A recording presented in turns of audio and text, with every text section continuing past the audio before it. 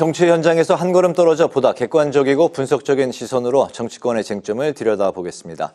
여의도 정치외전 최병천 전 민주연구원 부원장, 정호김 전 새누리당 의원 두 분과 함께하겠습니다. 어서 오십시오. 반갑습니다.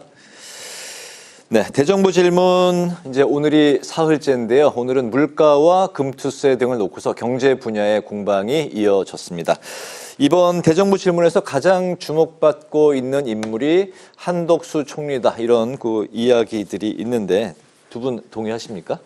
네, 상당히 흥미로웠습니다. 어떤 부분이 흥미로웠나요? 원래 한덕수 총리가 장관 시절부터 네. 아마 장관은 보수 정부가 아닌 그 반대편 정부 때 장관을 하고 또 그 정부에서 또 일했던 것으로 알고 있는데요. 네. 굉장히 차분하고 그리고 조용하고 좀 그런 스타일이에요. 그리고 굉장히 뭐라 그럴까요? 예의 바른 스타일이라고 네. 할까요? 그리고 기본적으로 대정부 질의 때 장관들이나 총리나 그 야당의 공세라든지 또는 비난에 대해서 최대한 겸양의 미덕을 발휘했던 것이 마치 또 상례인 것처럼 돼 있다가 네. 이런 상례가 바뀐 게 아마 이해찬 총리 시절부터 바뀌었던 것이 아닌가 이런 그때 상당히 생각도 공세가 셌었죠. 네, 들고요. 지금 이제 한덕수 총리는 사실은 단명할 거라는 예측에도 불구하고 지금 상당히 오래 가고 있습니다. 네. 그리고 지난 총선에서 국민의힘이 대패하면서 총리 교체와 관련한 여러 가지 이야기가 있었지만 지금까지 장수하는 총리가 됐고, 대한민국 역사상 총리를 2번 했던 총리가 또 있었나 잘 기억이 안 나는데요. 네. 그런 상황에서 요번에 그 답변 태도를 보면은 제가 제일 인상 깊게 생각했던 거는 네. 적어도 수치라든지 통계를 제시하면서 반박을 하니까 굉장히 신뢰감이 생기더라고요. 네. 그러니까 보통 이제 야당의 공세라는 게 정치 공세거든요. 근데 그거에 대해서 수치와 통계를 들어 반박을 한다라는 것하고, 그리고 이제 이런 그 어법도 많이 달라져서 그건 좀 낯설기는 합니다. 예를 들어서 네. 같이 소리를 지르면서 공방을 벌인다든지 하는 거. 근데 아마 대통령의 주문이 있잖아요. 적극적으로 싸우라. 그런 주문과 함께 본인이 이제 더 이상 더 바랄 것이 있겠습니까? 2번 총리의 역할을 했고, 또 이제 지금 요번에 이제 그 어떻게 보면은 공직자로서 지금 네. 그 클라이막스인데요. 여기서 유종의 미를 거두기 위해서는 자신이 소신껏 원 없이 해야 된다라는 생각을 하는 게 아닌가, 그런 느낌을 받았습니다. 네. 저는 이제 흥미롭게 보셨다고 해서 박지원 의원과의 일명 티카티카 부분 이제 말씀하실 줄 알았는데, 그 부분이 참 재밌었다, 신선했다라고 이제 말씀하시는 분도 계시는가 반면, 그 대정부 질문에서 할 그런 분위기는 아니었다, 이렇게 또 이제 좀 비판하는 분도 계시더라고요. 그 많은 분들이 그 예를 들면서 우리나라 국회의 모습이 그래야 된다 그러는데 저는 좀 생각이 달랐습니다. 네. 제가 볼 때는 그게 국회의 그 소위 질문과 답변의 어떤 교과서적인 행태라고는 생각하지 않습니다. 그러니까 박지원 의원은 본인이 몸담았던 김대중 정부, 그때는 잘했는데 지금은 잘 못한다라는 취지로 얘기하면서, 또 총리로서는 자기가 모셨던 상관이기 때문에 최대한 예우를 하면서 하는데, 실제로 그게 국정 운영과 직결되기보다는 상당히 개인적인 이야기도 있고요. 또 네. 아마 이제 정치인을 좀 띄워준다라는 차원에서 박지원 의원을 상당히 이렇게 그런 측면도 있는데, 어찌됐든 막말이라든지 또는 양당의 감정선을 건드리지 않는, 오버하지 않는 선에서 그런 티키타카가 이루어졌다라는 점에서 좋은 점수를 주시는 분들도 계신 것 같은데요. 네.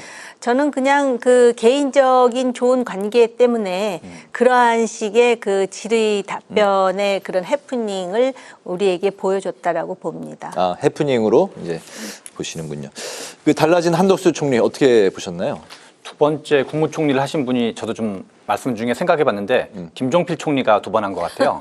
옛날 네. 박정희 대통령 때 한 번 하고, 그다음에 이제 김대중 정부 때 한 번 하고, 네. 아마도 그랬네요. 예. 네, 아마 두 번째, 그러니까 두 번 하신 분이 이제 총 들어서 김종필, 한덕수 이렇게 이제 특히나 정부를 떠나가지고 네네. 진보 정부와 보수 정부 때 각각 한 번씩 한 셈이 되는 것 같고요. 그리고 앞에서 말씀하신 것처럼 이제 티키타카 얘기 같은 경우는 네.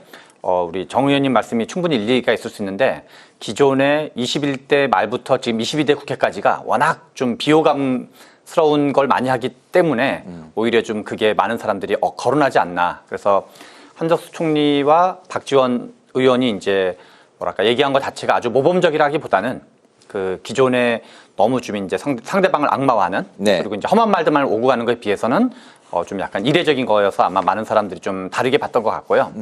그리고 한덕수 총리께서 야당에 대해서 좀 공세적으로 취하는 건 실은 꼭 이번만은 아니에요. 그 한 작년 중반경인가요? 그때 네. 이제 그 작년 초중반인가 윤석열 대통령께서 야당에 대해서 적극적으로 대응에 맞서라라는 이게 오더 또는 주문을 네네, 한 적이 그랬었죠. 있었는데 네. 넓게 보면 이제 그런 거에 좀 연장이고 그리고 원래는 지금 한덕수 총리가 임기를 이렇게 하고 있는 게 비정상적 상황으로 봐야 되는 거죠. 왜냐하면 총선을 참패했다는 걸 인정하고 그리고 대통령이 직접은 아니고 전원을 통해서 내가 총사퇴 같은 걸 얘기하는 판국에 결국 바뀐 사람 거의 없는 거거든요. 네. 지금 바뀐 사람은 이상한 약간 독립기념관인데 독립에 관심 있는지 의심스러운 분이 독립기념관 관장하고 있고 그리고 문재인 대통령은 김일성 주자라고 하는 사람이 노동부 장관으로 지금 하고 이런 좀 이상한 어떤 총선에 책임을 지고 참패해가지고 내각을 교체한 거라기보다 한덕수 총리가 지금 지금까지 계속 계시는 것 자체가 네. 윤석열 정부의 좀 비정상의 한 단면을 보여주는 게 아닌가 싶습니다. 뭐 인물난, 뭐 대안부재, 뭐 이런 시각으로 보시는 건가요, 혹시? 그거를 떠나서 그러니까 인물난은 언제나 이제 여러 가지 문제가 있을 수 있는데 그리고 여러 가지 이제 그 야당이 특히나 이제 거부권을 가지고 있고 네. 근데 실은 총리는 아시다시피 이제 그 국회가 찬반 투표를 하고 네네. 장관은 이제 실은 대통령이 실제로 지명할 수 있는 건데 그렇더라도 정치적 책임을 지고 계속 뭔가 그 국민들을 보고 정치를 해야 되는 거지 화답을 해야 되는 거죠. 네네. 그래서 적절한 분으로 한덕수 총리는 이제 그 사퇴를 하시고 다른 분을 적절하게 내세우는 게 맞았으나 그거를 이제 실은 그냥 이렇게 눈치고 넘어간 거죠 현재는. 네네. 그 한덕수 총리를 비롯한 이제 국무위원들의 이번 그 대정부 질문에서의 강공 드라이브 이제 한결같이 이제 그런 모습들을 보이고 있는데 국민들은 좀 어떻게 보고 계실 거라고 보십니까? 저는 그러니까 지금 이제 그 크게 정치 흐름을 보면 총선을 전후한 시기는 윤석열 대통령에 대한 찬반 구도였는데 네. 지금은 저는 뭐 몇 차례도 말씀드렸지만 구도가 살짝 바뀌었다고 생각을 해요. 현직 대통령으로는 윤석열 대통령이 있고 네. 이재명 대표가 두 번째 대표를 하는 거긴 하지만 당에 대한 장악력은 기존과 분명히 달라졌다고 봐야 되고 네. 그리고 이제 차기 국민의힘의 대선 후보 중에 한 명인 한동훈 대표가 지금 대표직이 있기 때문에 과거는 이재명이냐 윤석열이냐 이런 구도였다면 지금은 윤석열, 이재명, 한동훈이라는 약간 삼각형 또는 리더십 삼국지라 그럴까요? 네. 그런 구도가 만들어져 가지고 그런 거의 연장으로 약간 여당이 우리 김기현 대표를 비롯한 국민들이 보기엔 이름이 누군지 잘 모르는 분이 대표할 때랑은 여당의 어떤 존재감이 좀 달라진 면은 분명히 있는 것 같다. 지금 뭐 정책에 대한 찬반을 떠나서 금토수에 대한 여러 가지 공방, 그다음에 여야 의정 협의체가 만들어지는 과정 네. 그런 것도 이제 부분적으로 대통령실이 주도하기보다는 국민의힘이 주도한 면이 있거든요. 그런 점에서 국민의힘의 여당으로서 존재감은 21대 말과 22대 직후보다는 지금 조금은 더 올라간 것 같다. 그렇게 보여집니다. 알겠습니다. 삼각구도가 형성이 되면서 마치 그 씨름의 삿바 싸움 같이 기싸움에서 밀리지 않으려는 그 기싸움이 굉장히 그 치열한 상황이다. 그렇게 이제 보고 계시는군요. 오늘 그 민주당이 법사위에서 김여사 특검법, 해병대원 특검법 단독 처리에 이어서 내일 본회의 상정을 시사하면서 국회에는 이제 전운이 한때 감돌았었는데 하지만 우원식 의장이 추석 이후 처리로 입장을 선회하면서 초유의 추석 필리버스터는 이제 피하게 됐습니다. 추석 연휴가 끝나고 이제 19일에 여야 간에 이 안건에 대해서 처리를 당부했습니다. 19일 이 두 특검법에 대해서 좀 상황이 좀 어떻게 전개가 될까요? 지금 추석만 피했을 뿐이지 네. 19일에 결국 처리가 되는 그런 그 일정이라면 추석 밥상에 여전히 그 이슈로 올라갈 그런 가능성은 있는 것이고요. 김건희 여사와 관련해서 야당의 입장은 한 틈도 변할 것 같지가 않습니다. 그러니까 네. 집요하게 이제 계속해서 특검법을 밀어붙이고 그러면은 여당으로서는 그것에 대해서 이제 필리버스터라든지 일련의 대응을 해야 되는데 사실 국회의장이 그것을 19일로 연기하지 않았다면 네. 추석 전에 필리버스터를 하는 자체도 상당히 딜레마였을 겁니다. 그러니까는 필리버스터를 안 할 수도 없고 할 수도 없는 그런 이중적 딜레마인데 네. 일단은 조금 수년을 시켰지만 이거 자체가 계속해서 야당에게 정치적인 공격의 빌미로 그 소재로서 활용될 것이다라는 거는 네. 지금 뭐 누구도 부인하기 어렵습니다. 네, 추석 전이든 후든 상황은 뭐 달라진 게 없다. 그 말씀이시죠? 알겠습니다. 네. 이게 지금 원래 정치라는 게 어떤 이슈가 있으면 적정한 시점에 그것을 사과할 걸 사과하고 책임질 건 책임지고 그래야지 다음 페이지를 넘어가거든요. 네. 그런데 지금 최혜병 특검 문제와 김건희 여사 특검 문제 같은 경우는 윤석열 대통령과 정부가 너무나 뭐랄까 시간을 질질 끌고 뭔가 제때 적절한 조치를 취하지 않는다 그럴까요? 네. 그러니까 지금 이게 한편으로는 여당 쪽에서는 민주당은 맨날 좀 똑같은 거 하고 있지 않냐라고 생각할 수 있지만 실은 제일 중요한 거는 국민들이 어떻게 생각하느냐가 실은 제일 중요해요. 네. 국민들은 대구 경북 지역에서도 여전히 최혜병 특검에 대해서 찬성 여론이 높은 게 일반적이고 각종 여론조사를 보면 김건희 여사 특검에 대해서도 여론이 훨씬 더 높은 게 일반적이거든요. 네. 그 얘기는 지금 정부와 여당이 국민 눈높이에 현저하게 못 미치고 있다. 그래서 야당이 뭐 다소 이러저런 과정에서 거친 부분이 설령 있다 하더라도 네. 야당의 큰 틀에 대해서 민주당의 큰 틀에 대해서 최혜병 특검과 김건희 여사 특검에 대해서는 찬성하는 목소리가 훨씬 더 많다고 봐야 되고 네. 민주당이 좀 더 약간 자신만만한 거는 어떻게 보면 국민 여론을 여당과 대통령실이 너무 무시하고 있기 때문에 자신만만한 게 있는 거죠. 그런 알겠습니다. 점에서는 네. 여당과 국민의힘이 오히려 좀 뭔가 반성하고 뭔가 대책을 내세우는 게 좀 더 먼저 아닌가 이런 생각이 듭니다. 네, 추석 연휴 끝나고 이제 첫날이죠. 19일에 또 이제 이 특검법들이 또 어떻게 이제 처리가 될지 관심을 모으고 있는 상황이고, 그런 가운데 김건희 여사가 자살 예방의 날을 맞아서 마포대교 순찰에 나선 사실이 알려졌습니다. 이제 수사심의위원회에서 김 여사에 대한 불기소 권고 이후에 행보가 이제 늘어나는 것이 아니냐, 이제 또한 이제 추석 인사, 예고 등 여러 가지 이제 공개 행보를 이어가고 있는 김 여사에 대한 또 평가, 또 언급들이 나오고 있습니다. 조금 전에 최 부원장께서 그 지금 김건희 여사와 관련해서 애초에 사과를 하든지 조기에 이 문제를 털었어야 되는데 네. 털지 않고 있으니까 계속 야당에게 그 활용되는 것 아니냐 이렇게 말씀을 해주셨는데요. 그리고 또 국민 눈높이에 대해서도 얘기해 주셨잖아요. 저도 그렇게 생각을 하는데 아마 지금 대통령 부부는 정면 돌파를 하겠다고 생각하는 것 같아요. 그러다 보니까는 김건희 여사가 개인적으로 개식용 금지라든지 자살 예방이라든지 이런 거에 관심이 많잖아요. 네. 그러니까는 요번에 또 뭐 추석 인사도 부부가 같이 하신다고 하더라고요. 그러니까 이거 자체가 국민들에게는 어떻게 비추어지는지, 그러니까 정치라는 거는 본인들이 가지고 있는 진정성보다도 이 유권자의 인식이 굉장히 중요하거든요. 네. 그런데 지금 상식적으로 보더라도 유권자들의 인식이 그렇게 긍정적이지 않은데 마포대교에 가서 이제 이러한 그 행사를 하고 또 대통령실에서 뭐 18장이나 되는 사진을 공개했다 그러더라고요. 그러면서 모든 그 뭐 여론은 좀 그렇지 않다고는 하지만은 여론 외에 뭐 유튜브라든지 다양한 채널이 있잖아요.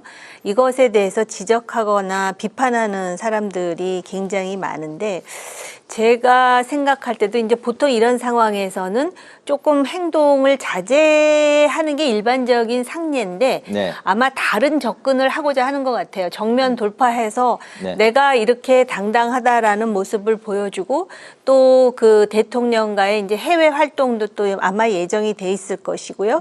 그렇게 하는 것 같고 또 이것에 대한 다른 인식이 있음에도 불구하고 여당 내의 정치인들 중에 이게 이런 문제가 있습니다. 이래서 조심스럽습니다. 국민 눈높이로 보면 추석 전인데 이거 자체도 또 공격의 먹잇감이 될 수 있습니다라고 말하는 사람이 없는 것 같아요. 네네. 뭐 비슷한 말씀을 하실 것 같은데. 네, 맞습니다. 지금 김건희 여사는 한두 번이 아닌데 비공개 행보를 한 다음에 예. 거의 수십 장의 사진을 공개하는 일을 계속 하고 있어요. 이게 비공개인지 공개인지 그래서 목표가 뭔지를 뭐랄까 이제 일부 좀 비판적인 분들은 네. 화보집 찍으려고 대통령실 들어갔냐 이런 느낌이 들 정도로 그리고 이제 한 거를 보면은 지금 이제 일부에서는 대통령이 김건희 여사고 원래 이제 영부인이라는 표현이 있는데 윤석열 대통령 오히려 영부남 아니냐, 영부인이 아니라 그런 얘기가 있을 정도여가지고 그런 오히려 자살은 예방할지 모르지만 국민들의 어떤 비난 또는 이제 약간 이제 뭐랄까 화가 돋구는 그런 건 오히려 좀 부채질하는 면이 있지 않나 이런 생각이 좀 듭니다. 네, 사실 추석 연휴를 앞두고 있는 지금 상황에서 가장 커다란 문제라고 하면 의료 대란이겠죠. 정부가 이제 추석 연휴를 전후한 기간 동안에 응급의료센터 전문의의 진찰료를 3.5배로 올리겠다. 이제 응급 의사가 이제 부족하니까 이런 이제 대책을 안으로 발표를 한 거고 거기에 이제 의대 교육 환경 개선에 5조 원을 차후에 투입하겠다. 발표했습니다. 추석 연휴 기간 동안에 응급실 또 이제 굉장히 어려운 상황이 예상이 되고 있습니다. 정부의 대책 어떻게 보십니까? 지금 재밌는 게 이제 그런 게 있어요. 현재 3,000명이 정원이거든요. 네. 그리고 1,000명이 추가됐는데 현재 우리나라 전체 의사 숫자가 11만 명 정도 돼요. 그러면 매년 3만 명씩 공급되고 있는 거예요. 그러면 20년 전에 몇만 명이었냐면 5만 명 정도였어요. 네. 그러니까 실은 이 의사 숫자는 5만 명에서 11만 명으로 2배 이상 증가했는데 인구 숫자는 약 400만 명 정도에서 8% 정도밖에 증가 안 됐거든요. 네네. 그러니까 지금 윤석열 대통령께서 말씀하시는 거는 의사 숫자를 왕창 늘리면 낙지 효과가 벌어져가지고 필수 의료와 지역 의료가 알아서 다 잘 해결될 거다라는 건데 지난 20년을 복귀해 보면 실은 의사 숫자는 2배 이상 늘어난 적이 이미 있었다는 거죠. 그러나 지난 20년 전과 지금을 비교하면 지역 의료가 됐건 필수 의료가 됐건 더 계약되면 계약됐지 개선됐다고 생각하는 사람은 아무도 없거든요. 네. 그래서 실제로는 의사 집단이 워낙 이제 좀 이러저런 국민들로부터 비판적인 평가를 받을 잘못하는 것도 사실이긴 하지만 윤석열 대통령이 1,500명이 됐건 2,000명이 됐건 애초에 과학적인 근거는 아무것도 없는 거를 했고 심지어 합리적인 그 회의록을 달라 그랬더니 회의록이 있는데 파쇄해버렸다라는 어떻게 보면 잠깐 되게 좀 뻔뻔한 얘기를 하고 있다 그럴까 국민들을 대상으로 네. 그럴 정도로 약간 그 아무 어떤 그 이런저런 대책 없이 약간 다른 의미에서는 개혁 포퓰리즘을 한다 그럴까요? 네. 의사 집단을 악마화하면서 그런 과정에서 이 어떤 수가 문제, 필수 의료 분야 또는 급여 분야에서는 저수가인 것을 알고 있는 많은 이제 의학 전문자들이 있는데 그거는 이제 의사들이 아닌 사람들 포함해가지고 네. 네. 그러나 그런 좀 귀담아들을 얘기는 그동안 계속 무시하다가 이제 와서 일이 커지니까 약간 마치 이제 돈 주면 사람들 올 수 있는 것처럼 이런 식으로 뭐 땜빵도 되지 못하는 땜빵이라고 그럴까요? 네. 그렇게 하는 거는 좀 뭔가 이 상황에서는 대통령이 좀 진솔한 사과를 하고 네. 그리고 좀 이제 이 의사들 집단을 부분적으로 하고 그리고 양보할 거 좀 양보하면서 지금이라도 좀 수습하는 게 필요하지 않나. 근데 돈 몇 푼 주면 더 올 것처럼 하는 거는 이렇게 다시 화를 돋구는 네네. 그런 측면이 아닌가 싶습니다. 전체적인 이제 의료 대란 이 상황에 대한 그 정리 말씀을 해주셨는데 이번 그 추석 연휴에 이제 우려가 되고 있는 응급실 상황에 이제 좀 좁혀서 그렇게 좀 말씀을 이제 들어볼까요? 이제 어쨌든 이제 아픈 사람이 생기면 당장 진료하고 수술할 의사가 있어야 되는데 턱없이 부족할 부족하죠. 것이다라는 연휴 기간 동안에 지금 우려가 나오고 있는데 정부 대책은 진찰료를 3.5배 올리겠다. 이 정도 나왔네요. 그러니까 다들 비판하는 거 아니겠습니까? 이게 원래 정상적인 나라라면은요. 추석의 연휴에 한해서 단 5일만이라도 네. 전공의들이 복귀하겠다. 우리가 지금 싸우는 거는 정부의 매우 비과학적이고 비합리적인 정책 결정에 분개하는 것이지 히포크라테스 선서를 잊은 적이 없다. 그래서 5일만이라도 우리가 의사로서 역할을 하겠다 이래야 되거든요. 네. 근데 의사들 중에 지금 의대 교수님 삭발하시고 또 응급의료센터에서 진료하는 의사에 대한 블랙리스트가 나돌고요.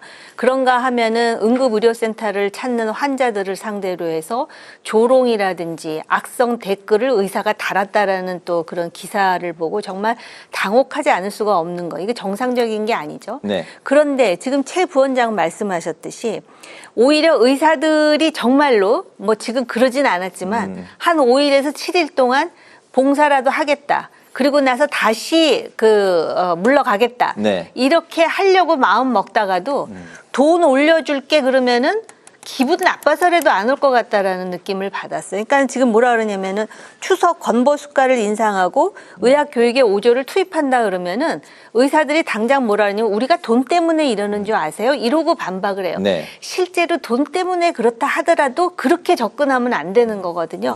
그런 차원에서 지금 저를 포함해서 우리 신앵커를 포함해서 최 원장님을 포함해서 여기 계신 의사 아닌 일반 국민들은 전부 지금 의료 대란에 인질이 됐어요. 아픈 게 뭐 계획하고 아픕니까? 지금 그런 상황이라는 게 너무 갑갑하고요.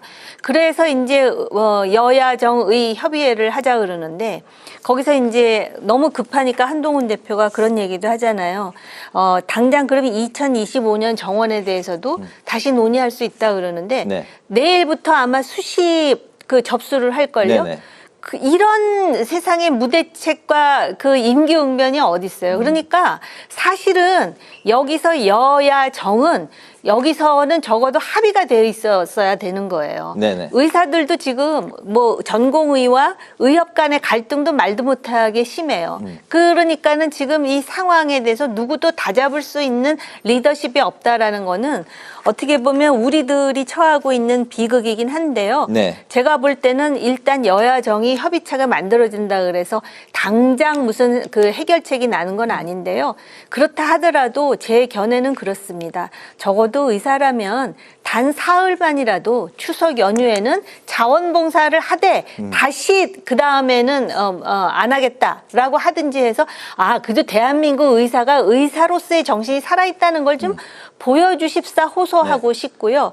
그 다음에 정부는 이런 식으로 하다 보면은 결국은 2,000명 증언에 대한 과학적 근거도 되지 못할 뿐만 아니라 이것 때문에 정치적으로 엄청난 상처를 받지 않을 수가 없을 것 같습니다. 네, 추석 연휴만이라도 의사들이 전공의들이 돌아와서 국민의 생명과 안전을 지켜달라. 예, 이게 뭐 당장 이번 주말부터 연휴가 시작되기 때문에 이게 가능할지는 모르겠습니다. 어쨌든 한동훈 대표가 이제 의료계를 이제 대화 테이블로 이제 불러 모으기 위해서 방금 이제 말씀하신 대로 내년도 의대 증원부터 좀 열어놓고 대화를 할 수 있다 했는데 사실은 이게 또 뭐 대통령실 입장하고 바로 추경호 원내대표는 그렇지 않다. 내년은 불가능하고 확정이다. 이렇게 이제 엇갈린 반응을 내놨기 때문에 더 혼란이 가중되는 것 같습니다. 저희 딸이 고3인데요. 네. 그래가지고 어저께 수시 때는 이제 6장의 서류를 접수할 수 있거든요. 네. 학교별로. 네. 그래서 이제 아빠 어제 접수했어. 이제 끝났어.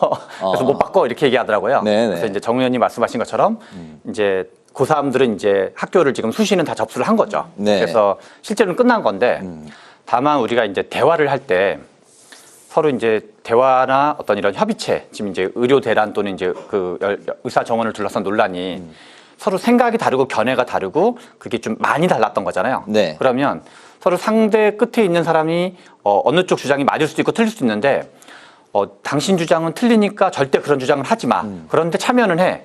라고 말하는 거는 좀 약간 뭔가 이렇게 참여를 노력하는 사람의 자세는 아닌 거죠. 네. 그래서 뭐 대통령실이나 추경호 원내대표의 말 자체는 틀리지 않은 말일 수 있어요. 그러나 지금 이제 한동훈 대표는 이게 내가 이제 바른말 고운말 하는 사람이 될 건지 아니면 뭔가 일을 성사시키려고 노력하는 사람이 될 건지 문제인데 내 말이 약간 틀릴 수는 있지만 뭔가 참여를 유도해가지고 야 그것도 아무튼 열어놓고 얘기해보자 라고 말하는 거랑 야 네 얘기는 얄짤없어 라고 말하는 건 좀 다른 거기 때문에 네. 약간 조종자 역할, 의견 조율 역할, 어떤 중간자 역할. 그래서 중간자 역할은 실제로는 나쁘게 말하면 이제 양쪽에서 이제 욕만 딥다 먹고 이제 뭔가 성사는 안 될 수 있지만 뭔가 지금 현재 여야 의정 협의체 이런 논란이 물론 이제 민주당도 제안하고 추경호 대표도 제안했지만 최초의 촉발에는 이제 한동훈 대표가 제안해가지고 최종 결론이 어떻게 될지 모르겠지만 네. 나름은 이제 현재 고군분투하고 있는 걸로 보여진다 정도까지는 평가할 수 있을 것 같습니다. 네, 아무튼 이번 추석 연휴 기간에 국민들 희생자들이 제발 나오지 않았으면 하는 이제 그런 바람으로 다음 이슈, 마지막 이슈로 넘어가겠습니다. 이재명 대표 이야기인데 25만 원 지원금을 양보하겠다. 이렇게 한 발 물러선 모양새인데요. 차등 선별 지원이라도 하자. 이게 안 하는 것보다는 낫다 이렇게 이제 제안을 했습니다. 이에 따라서 민주당은 25만 원법 본회의 상정을 미루고 대신 이제 공청회를 열기로 했는데 최근에 이런 그 양보 의사를 밝힌 계기가 이동현 경기지사의 25만 원 지원 반대 발언이 있었기 때문에 이게 영향을 미치지 않았냐 해석이 나오고 있네요. 김동연 경기지사는 기본적으로 25만 원 제공하는 것 자체를 반대했다기보다는 네. 소비를 진작하기 위해서는 25만 원을 받아서 진짜 소비할 수 있는 사람에게 집중적으로 공여를 해야 한다. 그러기 위해서는 소득 상위 20%에서 30%는 빼고 하자. 그러니까 네. 일종의 차등 지원, 선별 지원이거든요. 근데 사실은 김동연 지사가 당의 세력은 없어요. 없지만 나름대로 대권에 대한 의욕이 있는 네. 정치인입니다.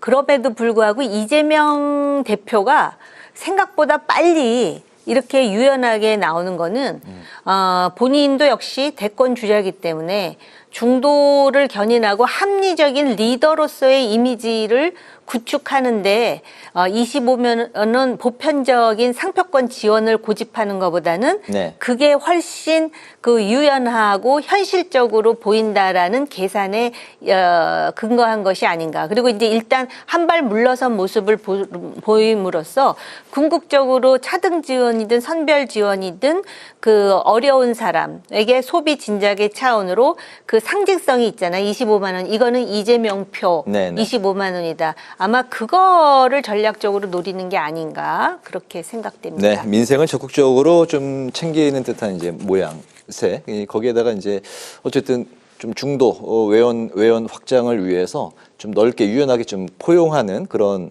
모습, 네, 그런 스탠스를 보여줬다고 말씀하셨나요? 이제 이 정책은 민주당이나 진보 내부에서도 약간 이제 이견이 있는 정책인데요. 네. 좀 이제 비판적인 분들이 보기에는 현금 원래 이제 애초에 25만 원을 전 국민에게 지급하면 13조 원이 들어가요. 네. 그리고 2022년 2월 달에 러시아가 우크라이나를 쳐들어갔을 때는 2022년 하반기와 23년 상반기까지 가장 초유의 경제 이슈가 그때 고물가 이슈였거든요. 근데 고물가일 때도 25만 원을 지급하자고 얘기했었어요. 그래서 이게 지금 뭔가 지금 총선을 전후해서만 얘기하는 건 아니고 네. 계속 이제 25만 원 지금 계속 얘기하고 있는데 그래서 실은 비판적인 분들이 보기에는 약간 이 뭔가 현금을 지원하면 국민들이 좋아할 것 같으니까 이게 차등 지급이든 뭐 그냥 뭐 일부만 지급하든 결국은 핵심은 현금을 지급하는 거거든요. 그러면 이게 이제 정치적인 효과는 야, 이재명 대표가 총선 이기니까 우리한테 돈 주는구나 라는 인식이 심어질 거라고 생각돼서 이제 이재명 대표 입장에서는 선별로 지급하든 뭐 50%한테 지급하든 30%한테 지급하든 네. 이렇게 지급하든 이제 이익이라고 생각하는 측면이 있는 것 같고 다만 이제 약간 경제학적으로 보기에는 전통적인 방법은 원래 좀 SOC 투자를 한다든가 아니면 어려운 분들한테 뭔가 여러 가지 방식으로 지원한다든가 근데 지금은 이게 정치적으로 이러저런 방식으로 현금을 지급하는 순간 선별이든 차등이든과 관계없이 이제 뭐랄까 이재명 대표의 선거가 이기니까 뭔가 돈이 들어오는구나 그런 효과가 크기 때문에 국민의힘이나 정부 쪽에서는 이걸 받을 가능성은 제가 보기에 거의 없다고 봐야 되고 네. 그리고 김동연 지사가 이 경기도지사 얘기해서 이게 한다기보다 김동연 이제 지사도 뭔가 좀 이제 그동안은 실은 정치적 입장을 이걸 좀 분명히 안 했었어요. 그런데 이제 지방선거가 다가오고 또 대선이 다가오고 그러면서 조금은 더 이제 정치적인 어떤 포지션을 분명히 하려는 그런 흐름의 일환으로 보여집니다. 네, 벌써 이제 대선이 다가온다는 이야기들이 슬슬 나오는 시점이 네. 됐네요. 네, 알겠습니다. 여의도 정치외전 지금까지 최병천 전 민주연구원 부원장, 정우김 전 새누리당 의원 두 분과 함께했습니다. 오늘 말씀 잘 들었습니다. 감사합니다.